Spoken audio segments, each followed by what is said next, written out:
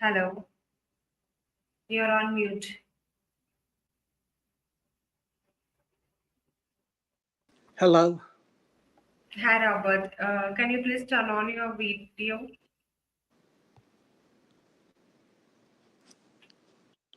Hello. Yeah, hi, Robert. How are you? This is Melinda Roy. Can you hear me? I'm trying to find the screen share. Can you hear me? Yes, I can hear you. Okay. If you want us to share from our side, we can also share.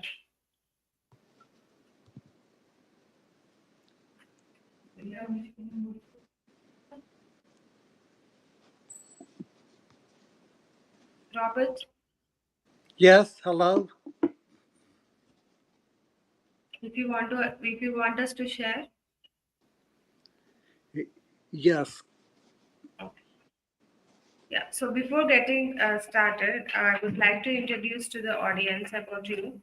So welcome on stage, Robert. Robert is a versatile self-advocate for Birmingham, Alabama, known for his skills as a gardener, handyman, caregiver, chef, science fiction writer, photographer, researcher, journalist, web designer, and artist.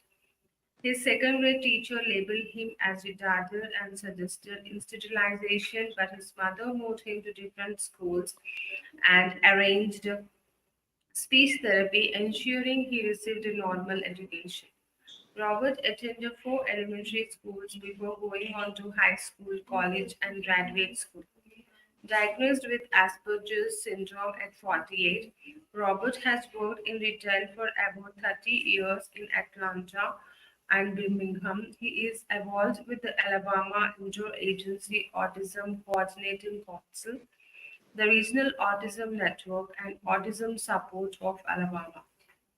Thank you so much. And yes, we have already shared your presentation. You can could you please turn on your camera and talk?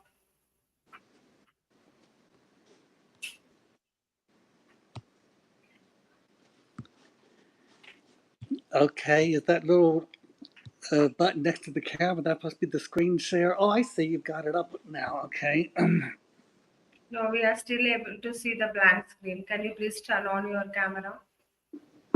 Okay, go to the first slide. Can you please turn on your camera?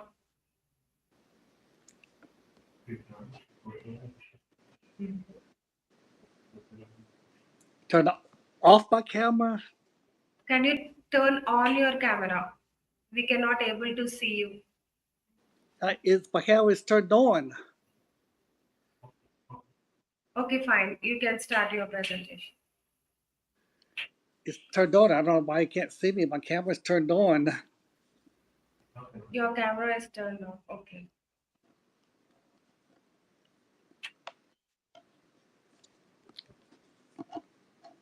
Okay, you can start your presentation. Okay.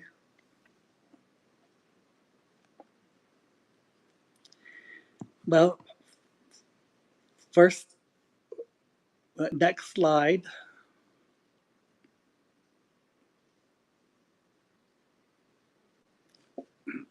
Change to the next slide.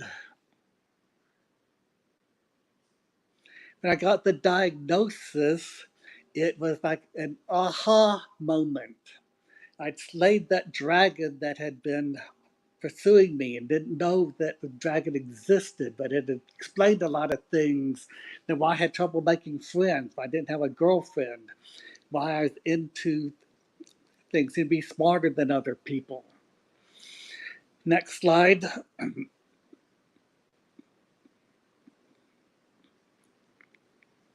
I am on the board of the Autism Support Alabama. I'm also a government employee on the Alabama Interagency Coordinating Council, AIACC. I also served on the Regional Autism Network, RAN, because I had a board, and they're bringing it back. And I am also brilliant, have a green thumb. I'm a handyman, a chef, a writer, a researcher, photographer, an all-around Renaissance man, and and modest. Next slide. Now I'll open up a little lighter note. It says autism is a spectrum. You might be on the spectrum. And how would you know if you're on the spectrum? Well, next slide. You might be asked me if you astonish people by petting a dog named Killer. You visit a historical site or museum and know more facts than the guide or curator. You can carry on a conversation by using nothing but movie quotes or song lyrics. You're perfectly content spending your Friday night in front of the computer or the internet. In class, you made comments and answered more questions than all the other students combined. You'd rather spend time with the person's pet than with a person. You don't mind the ants in the kitchen. In fact, you like them. Next slide. In the intellectual developmental disability system, national estimates suggest that there has been only modest growth in the number of individuals in integrated employment services since 1988. In addition to being underrepresented in the workforce, research indicates that individuals with disabilities have less job security, receive less company-sponsored training, have lower rates of participation in decision-making when compared to workers without. Next slide. In our society at this moment, there's a lack of appreciation for the values that autistic people can bring to the workforce. People on the spectrum are so often underemployed due to the fact that our culture does not take the time to access individuals for their strengths and potential contributions to a more productive workplace where all makes hasty decisions about what they think autism is.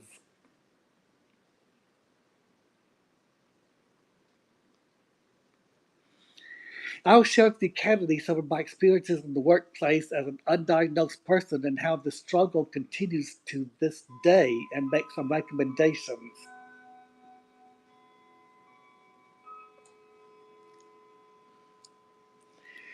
For people with intellectual developmental disabilities, these disparities are far greater.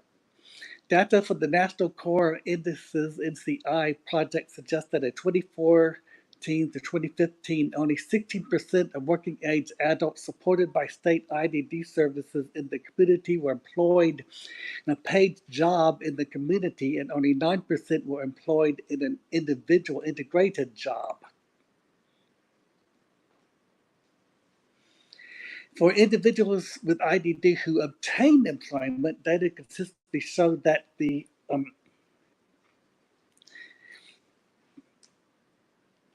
that the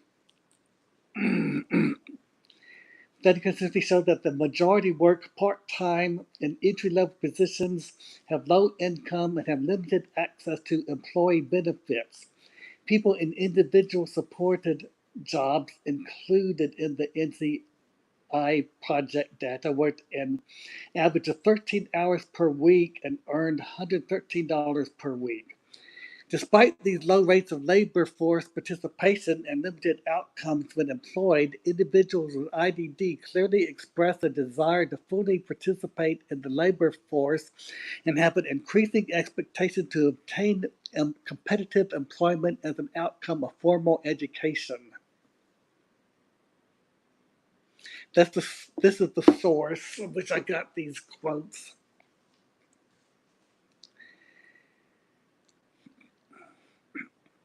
I'm going to make 3 points. We need to be aware that people are different. The person who placed the burger flipping job today will one day be 65 years old. Agencies seem to be focused on children with autism, but those children are going to grow up.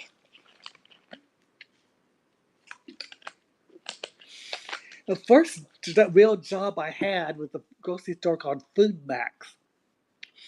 And right after I got out of college, I casually told an employee that I'd gone to college. And all of a sudden, everyone started coming up to me saying, "What? You're from college? What are you doing working here?" And like this first time I was like the fish out of water. But then I went to graduate school, studied journalism, and I thought I had it made. I got a job at the Delta Democrat Times in Greenville, Mississippi. There's an incident with the reporter I worked with there where we went out to get a picture of a pickup truck that had been hit by a train, and we drove out there. He saw a direct pickup truck. I took the picture, got home, and it ran the paper. The only problem was it was the wrong truck. It wasn't the right wreck. And the editor was gone for a while, and the reporter kept fretting and fretting about what's going to happen. The editor got back, called him in, us in the office, and all he told the reporter was just to not to assume anything. But then I kept working there, and every now and then the walnuts would come up and to me and get to say, "Got a minute?" Then told me in his office, and he always had something to say, what I did wrong, what a mistake I made, and whatnot. And that phrase, "Got a minute," became the most terrifying sentence in the English language.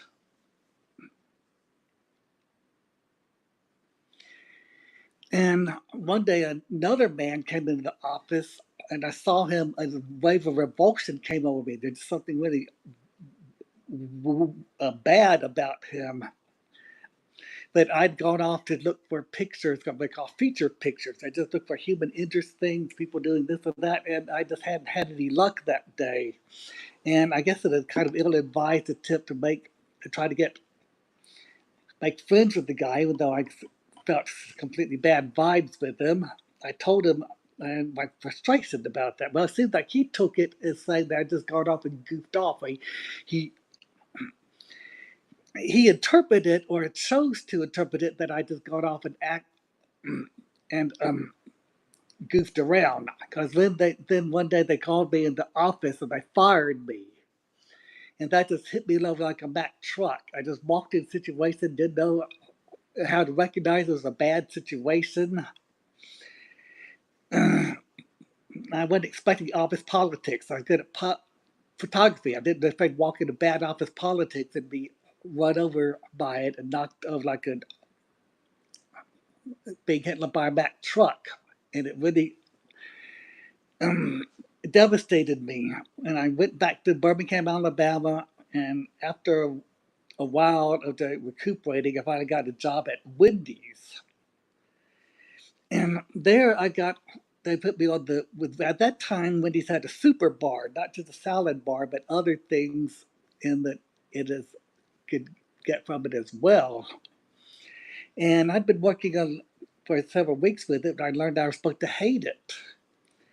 Well, if I'm getting a job, I just do it. I might not like it, but I just do it. I don't complain. And I'm kind of proud that I take on what other people hate and just do it.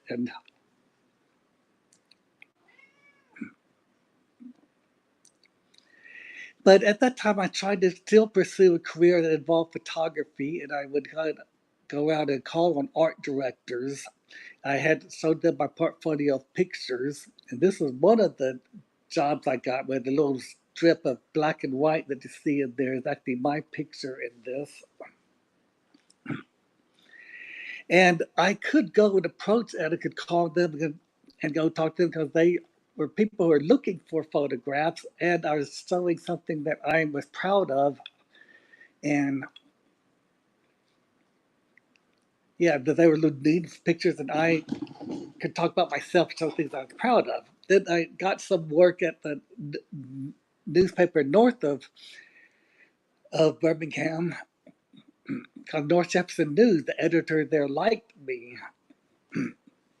But working there, I just made this comment one time when the text would be delayed. I said, if I don't get it, I can't spend it. I thought it was just trying to make a funny comment, but one lady took it very indignantly and said, if I don't get it, I can't eat.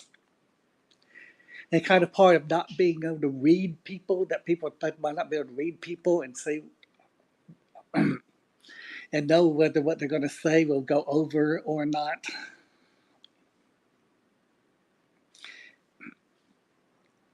Next slide.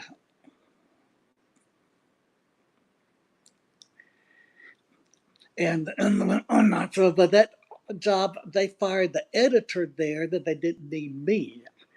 But one of the people I called on, guys I worked when I was going around trying to get in commercial photography, told me about this school in Atlanta, Georgia called Portfolio Center, where I could hone my craft and take pictures and be more prepared to go out and enter the world of commercial photography. And like this first time in life, found some people really fit in. They're also creative. And one of mine, I think, is on the spectrum because his son is on the spectrum. And I made friends there. Some of them I've still made contact with today, like on social media. But then things started to turn sour there. That the teachers are kind of big on themselves, and they thought they did us a favor by being rude to us. They had hard and fast rules that changed all the time, and they said they did have grades, but they did get scores of the quarter. In one quarter, they told me I'd failed the quarter. I was just working. I thought I was doing pretty good. They said I'd failed. They should start over. So I said, no, I'm not going to start over. I'm just going to leave. So I left. So I was sitting there. I tried to go out on my own and get work as a commercial photographer. Next slide. I thought it's strange how teachers of creative endeavor, they actually attacked the very thing of me that made me creative. My autistic traits that made me creative, that gave me a different view on things, were attacked. Like they were trying to conform me into cookie cutter. And I went into graduate cookie cutter people, not in work with people knowing this one's different, this one this way, this one responds better this way. They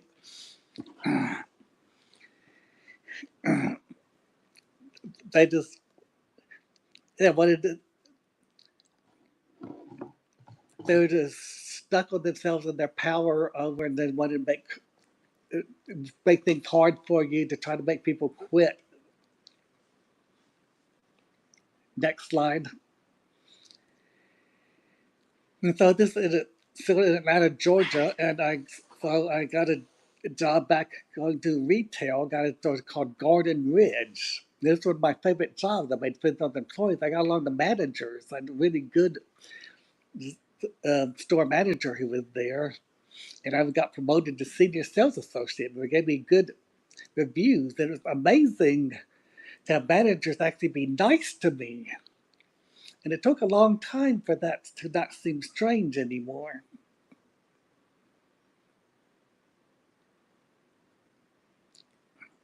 Next slide.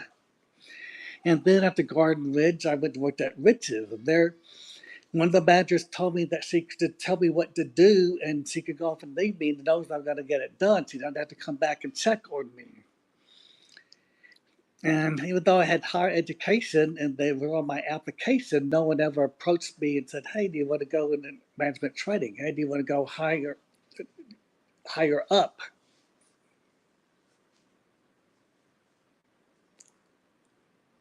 Next slide.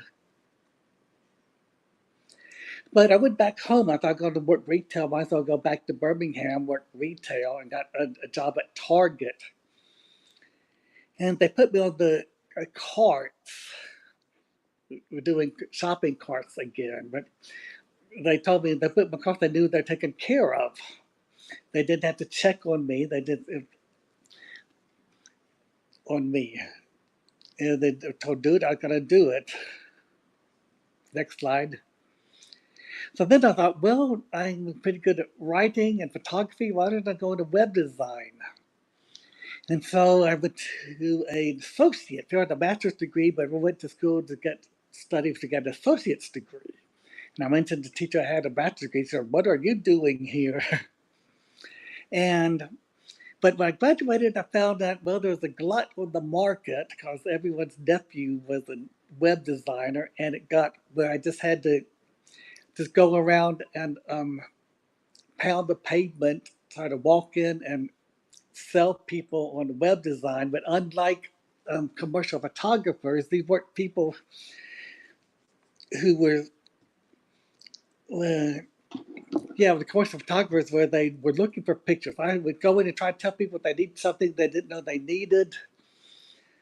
And I'm just not cut out to be that kind of a salesman. I'm just terrible. I absolutely don't have my DNA to just try to go and cold call on people and sell something that they didn't know that they needed.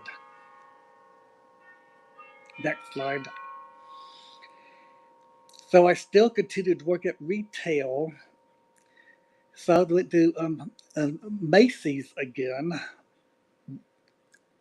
Next slide.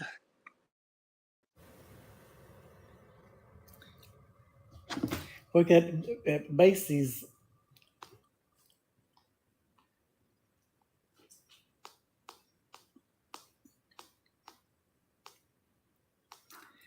And at Macy's, a supervisor liked me.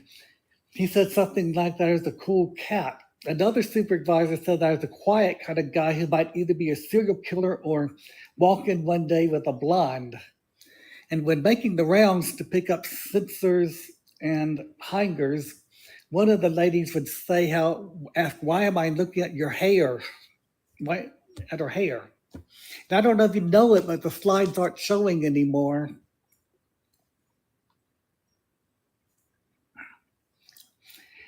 But then I found out about an agency that's called Triumph, who said was specialized in helping people on the spectrum find jobs. And they thought they had found me what sounded like was the perfect job at a place called Office Max Warehouse. But that didn't turn out not to work out. That turned out being like probably the worst possible job. It was like being an ant colony. Everyone takes breaks at the same time. In the metal industrial setting, like being a gigantic steel cavern. I only got a 30-minute lunch, and I really need an hour to really be able to recharge. And it turned out I started having 11-hour days, like 3 days a week, being 11-hour days, then working on a few hours on Saturday.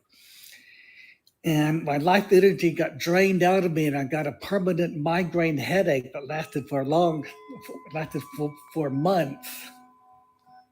So I had to quit. But then on my own, without any help, I got a job at Publix, the grocery store. And I made friends there. I made a good friend there who were still friends with each other. But the last boss I had there was a bad boss, a manager I ever had in retail who gave me a bad review. Robert, sorry for the trouble. Could you please reshare your screen because we are unable to see the presentation. Well, I still have the problem with the screen not working. Screen share not working. Hit that button to Yeah, the for left of the screen. can you tell me the slide number? I know I can't see the slides anymore, but Okay. Okay, we got it. Okay, we got it. Thank you. Sorry for that. button, the screen share doesn't work. It never seems to work when I do these conferences.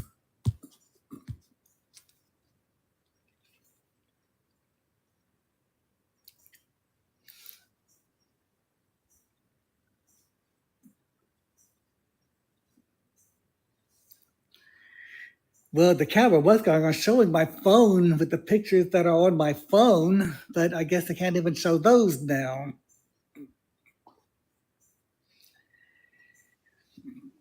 But it's at least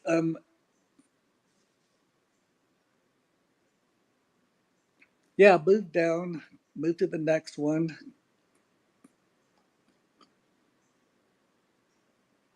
Now move to the next one.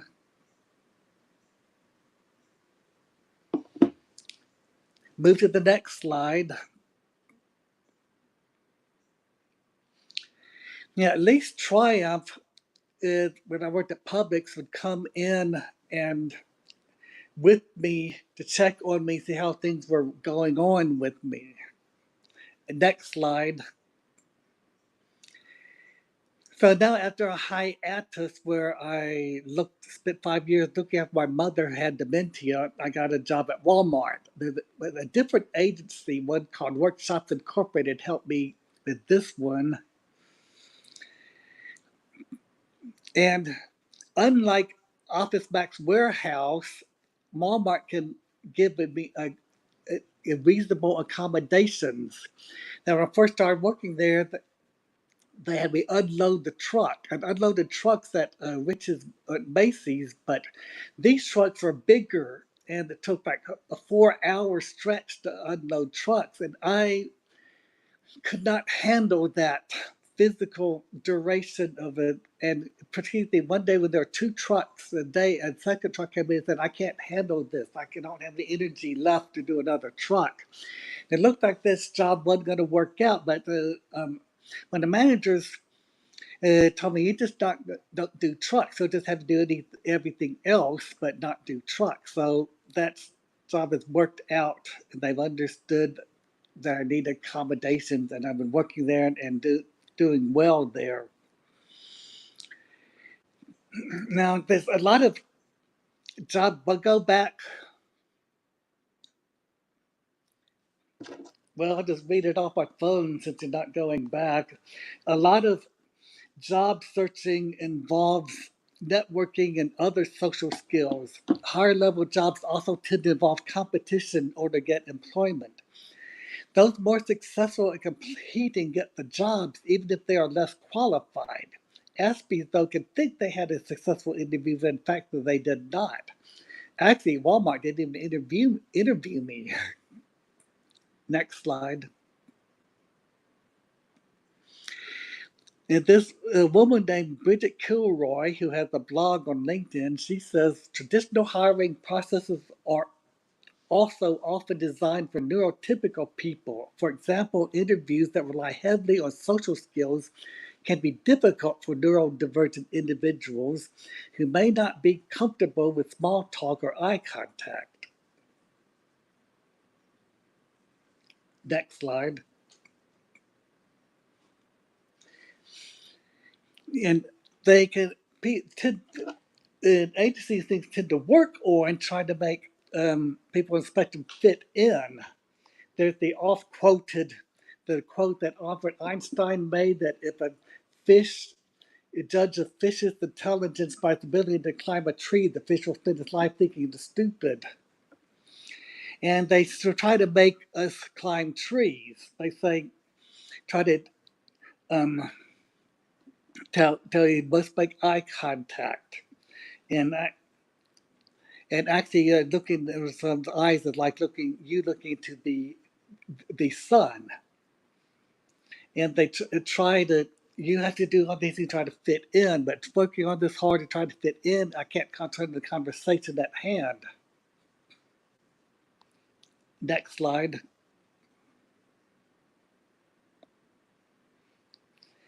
I think that an experienced neurotypical person should accompany the autistic person at the interview to compensate for the weakness and to be their back. Next slide. And the person doing the interview should be informed. I think you should, what they call it, let them know that you're autistic and tell the employer that you're autistic. And not, and next slide.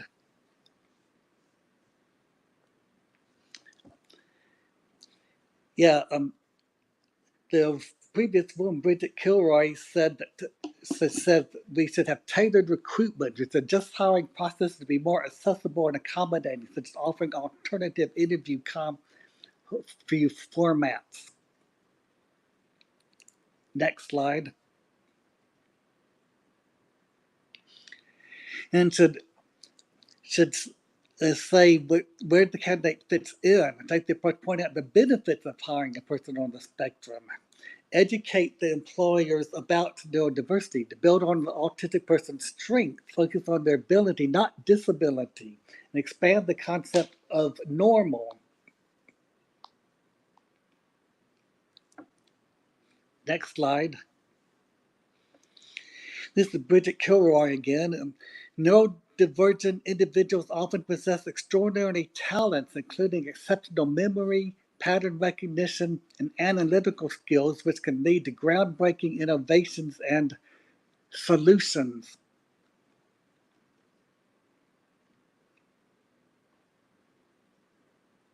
Next slide. In his book, Never One of Them, a man named Lance Earl King said, "Back in my days working at the hotel, my manager's wife discovered that I was adept at proofreading business ads. She had run hotel coupons by me before submitting them for publication. I would point out weaknesses in the wording of each offer, potentially mitigating financial losses from guests who might take advantage of loopholes. If you're a business owner, an autistic employee can be an asset to your bottom line in more ways than one, precisely because he or she sees the world in ways that you cannot."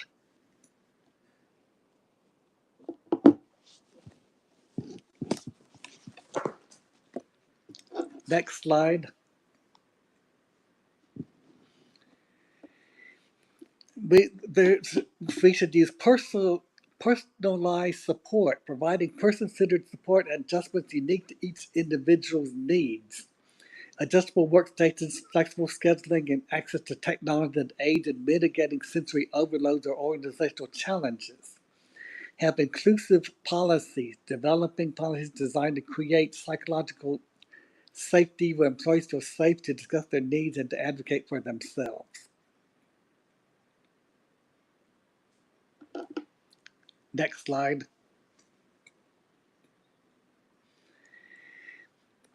Yeah, I hope to help others like me be able to use up marketable skills they have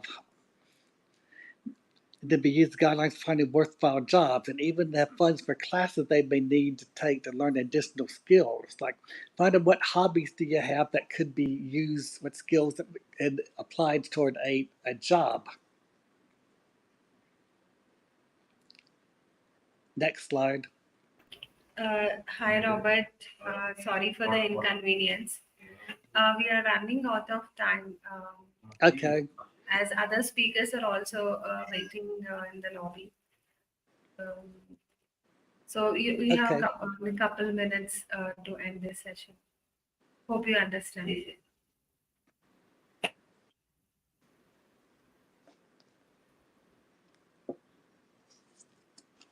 Well, that pretty much covers it. Yeah, I can understand, but so I respect your time and also other people time as well. Um, Okay. Pop. Well, pop to the next slide. Yeah, the people come up with things to ideas for how to hire people and don't ask people on the spectrum now to get their opinion. What do we think you ought to do to help people get jobs? Okay, I end it there. yeah, thank you so much, Robert, for the great. I can see how much hard work you have done preparing all the knowledgeable information and sharing with this audience. So, if anyone have any questions for Yeah, Robert, but ask what type of interview would you recommend for an employer? Well, like I say, go in with someone else, so but yeah. that the person on the spectrum and one who's in charge might say, I don't like this, I don't like that. The interviewer might be able to come up questions that I might miss, or see that the might be able to say, I think there's something amiss here. I don't think you want to work here. Yeah. So if anyone have questions for Robert, you can email him directly. You can post your email address here so that people can reach you. Thank you so much, Robert, for joining this Day 2 event, Global Virtual Summit 2024. Please join other sessions and post your questions. Thank you and bye. Okay.